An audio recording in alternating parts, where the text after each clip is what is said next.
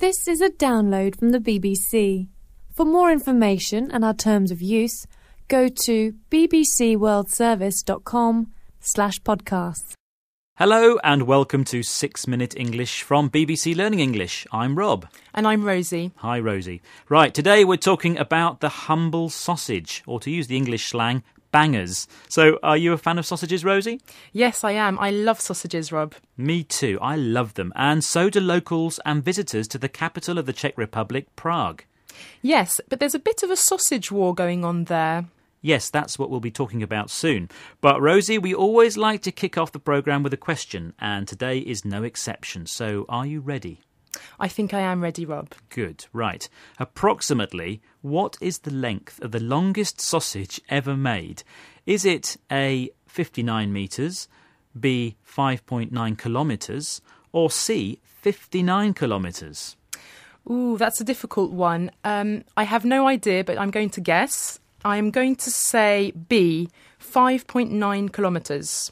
OK, well, we'll see if your guess is right at the end of the programme. But back to our story about this possible bad news for sausage lovers in Prague.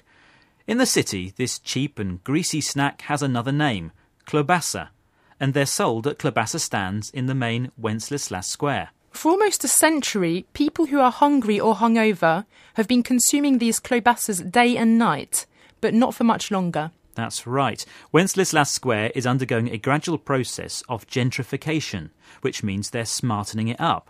The BBC's Rob Cameron can tell us more. Listen out for his description of the klobasa cooking and also how they make people feel. Call them klobasa, kielbasa, bratwurst, bockwurst, or simply sausages.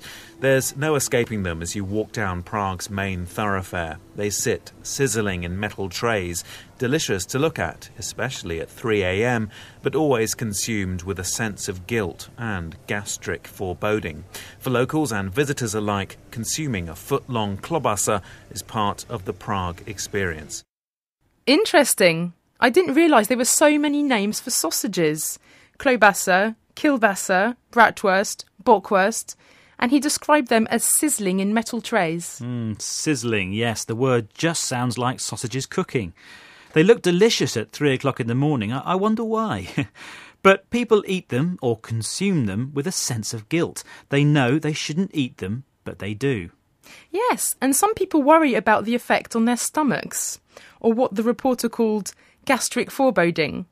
But despite that, it's part of the Prague experience. Indeed. The mayor of Prague's first district says the klobasa stands are part of the city's cultural heritage. They're as crucial to Prague as the hot dog is to New York. So they are very important. But maybe not for much longer, as this main street, or thoroughfare, is going to have a makeover. That means they want to improve or change the appearance of the area. Let's hear more of the report from Rob Cameron about what the City Council is planning to do. Listen out for the word he uses to mean birds.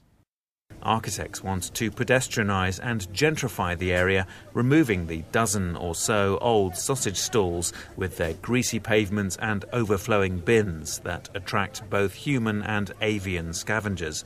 In their place will be 6 salubrious establishments, offering not just sausages, but cut flowers and croissants, more in line with a modern European metropolis. The humble klobasa, it seems, no longer cuts the mustard. So the City Council's plans include allowing people to walk around freely and not allowing any vehicles. In other words, pedestrianise the area. They're going to remove the overflowing bins because they attract human and avian scavengers. So these are humans and birds who hunt through the bins looking for old bits of food to eat. Yuck! They're going to be replaced by 6 salubrious establishments. In other words, 6 clean, pleasant and smart shops. They're still going to be selling sausages, but also cut flowers and croissants. It's felt this will make it more like a modern European city or metropolis. Interesting. Selling croissants and cut flowers make it a modern city. They're not the best things to eat when you're hungry or hungover. I feel sorry for the humble klobasa. Well, as the report said, the klobasa no longer cuts the mustard. To cut the mustard is a good expression. It means it no longer comes up to expectations. And now, Rosie, it's time to see if you've cut the mustard with the answer to this week's question. This was about world record-breaking sausages. It was, yes. Now, earlier I asked you approximately what is the length of the longest sausage ever made? Is it 59 metres, 5.9 kilometres, or 59 kilometres? And I said 5.9 kilometres. You did, and you are wrong, I'm afraid. Oh, no. According to the Guinness World Records, the record for the longest sausage measured is 59.14 kilometres. Wow. Which is 36.75 miles. And it was made by J.J. Tranfield in Sheffield in the UK in October 2000. I wonder how many people it took to eat it.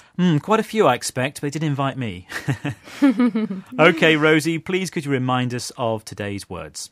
Of course. They are humble, klobasa, hungover, gentrification, gastric foreboding, thoroughfare, makeover, pedestrianise, avian scavengers, salubrious.